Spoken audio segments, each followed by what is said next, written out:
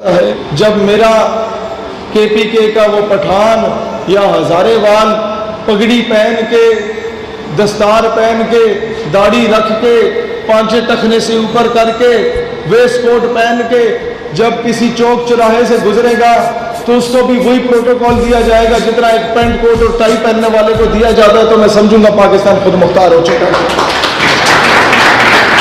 وہی شہید سیالوی جب چھترالی ٹوپی پہن کے پٹھانوں کا حلیہ اختیار کر کے جب چوکی سے گزرتے ہیں تو پوچھا جاتا ہے کہاں سے آئے ہو، کہاں گئے ہو،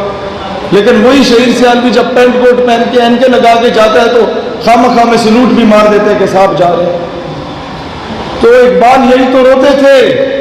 یورپ کی غلامی پہ رضامند ہوا تو، مجھ کو گلا تجھ سے ہے یورپ سے نہیں ہے۔ جب تک یہ سی وی لے کے آپ لوگوں میں سے جو نوجوان ہیں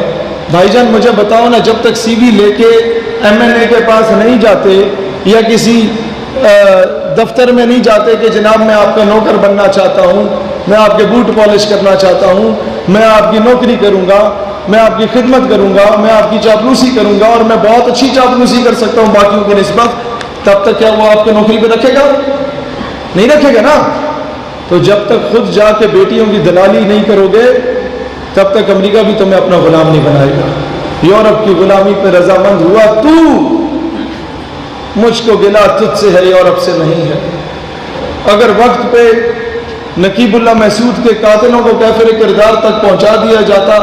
تو آج میرے کے پی کے میں آگ نہ لگ رہی ہوتی۔ اگر وقت پہ جب پہلا ڈرون اٹیک فاٹا میں گرایا گیا اس کے اگلے دن نیٹو کی سپلائی کو روک کے اس کے کنٹینر کو آگ لگا دی جاتی تو دنیا ہمیں بغیرت نہ کہتی۔ اگر وقت پہ جب انٹرنیشنل کورٹ آف جسٹس میں جا کے کلبھوشن یادو کا سٹے آرڈر لے لیا ہندوستان نے، اس کے اگلے دن APS پشاور کے سامنے اسے پھانسی کے پھندے پہ لٹکا دیا جاتا تو دنیا پاکستانی قوم کو غیرت مند قوم سمجھتی، بیکاری نہ سمجھتی۔ ابھی نندن کو بھیجنے کے عوض کرنل حبیب کو یا افضل گرو کی میت کو ہی واپس منگوا لیا جاتا جو 23 سالوں سے ہندوستانی جیل میں سڑ رہے، تو کم از کم دنیا ہمیں غیرت مند قوم کہتی۔ ہمیں جیتی ہوئی جنگیں میزوں پہ ہاری ہیں، ڈپلومیسی زیرو ہے۔ آج بھی اور آج سے پہلے بھی کشمیر کے نام پہ جو لوگ ڈیبیٹ کرنے کے لیے انٹرنیشنل فورمز پہ گئے وہ سب الو کے پٹھے سفارشی گئے،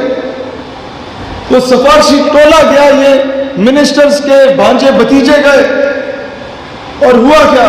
کہ جب انٹرنیشنل فورم پہ آپ کیس لڑتے ہیں کہتے ہیں وہ کشمیر میں بڑا ظلم ہو رہا ہے، زیادتی ہو رہی ہے، ہو انڈیا کہتے ہیں یہ نہ کرو، تم مجھے بتاؤ فلان ریزولوشن کے مطابق کیا ہے، فلان ریزولوشن کے مطابق کیا ہے، یہ کیا ہے، وہ کیا ہے، اس قانون کے مطابق کیا ہے، تو ہمارا بندہ کہتا ہے یہ تو مجھے نہیں پتا۔